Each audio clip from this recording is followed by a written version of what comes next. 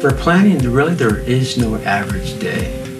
Phone calls, it's looking at your queue, it's customer contact, it's emails. Planners typically start their day working through the projects that are within their queue, that they're responsible for. Meet with that customer, discuss their needs, their hopes for the project, any options that they had available that I was able to prepare for.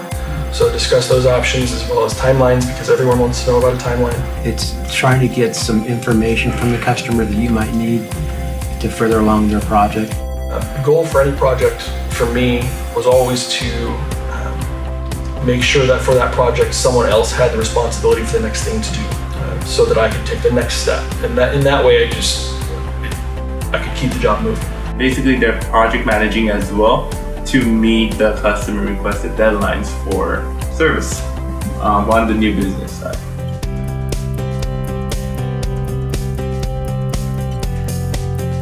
With SAP, there's tools that you can use to categorize your jobs by start dates.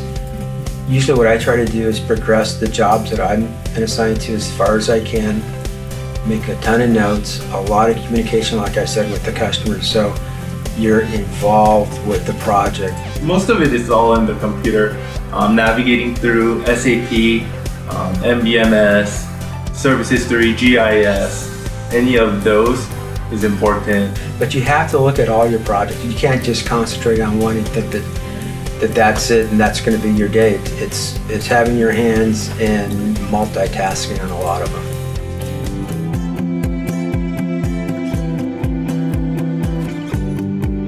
There are a lot of partner organizations that FPA works with.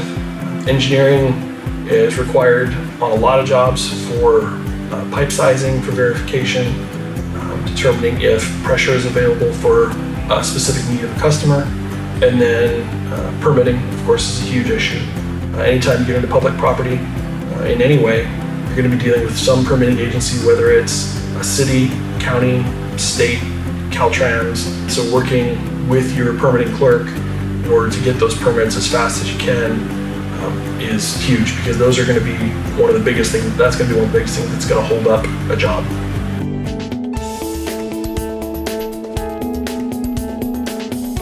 Number one would be definitely customer focus. Just willing to provide good service and understanding the needs of the customer. And then number two would be project management / multitasking, being able to focus and take a project to a certain extent, and then being able to switch gears and jump to another one, and so forth, to be able to manage multiple projects. And number three is just asking questions, I think. Just not hesitating to reach out, I think would be good. Just utilizing all the resources available, not just within the system, but also, peers and others.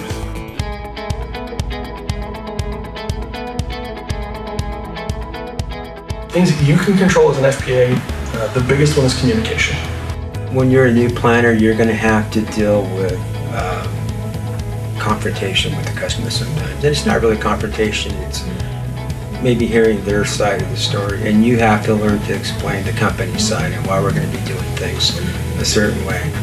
And I think that's when you first start planning, is that you've got to get used to having a conversation, a difficult conversation with the customer sometimes.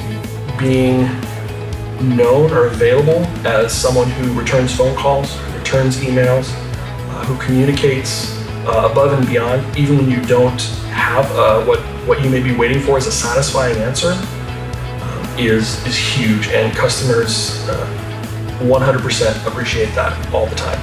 One good approach is just being in their shoes, thinking about how if you are the customer, what kind of service you would like, and just understanding the level of knowledge that the customer may have and communicating to that extent so that the customer understands.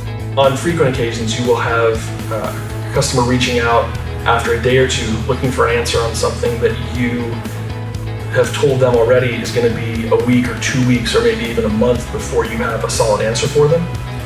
I can't overstate the importance of communicating with that customer and letting them know, yes, I do hear you, I still don't have a satisfactory answer for you, but I am continuing to pursue it. And yes, you've been heard, because a lot of times that's what the customer is looking for, is just to understand or to believe, to verify that they've been heard and that someone is on the other end of that email and that their project is important to us, whether it's a large or a small project.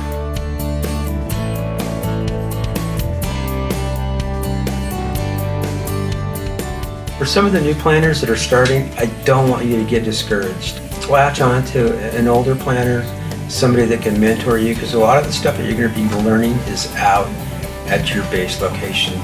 Realize that there's help once you get to the base. It's going to be a challenging road in the beginning, and there is definitely a steep learning curve, but to be working in a team environment with helpful supervisors and helpful peers that are always available to answer any questions. It's a very tough job, but it's very, very rewarding. Being able to help a customer meet a timeline that they didn't believe they were going to be able to meet, or just to see a project through to completion is very, very gratifying. And the ones that really appreciate and express that, they really make it all worthwhile at the end of the day.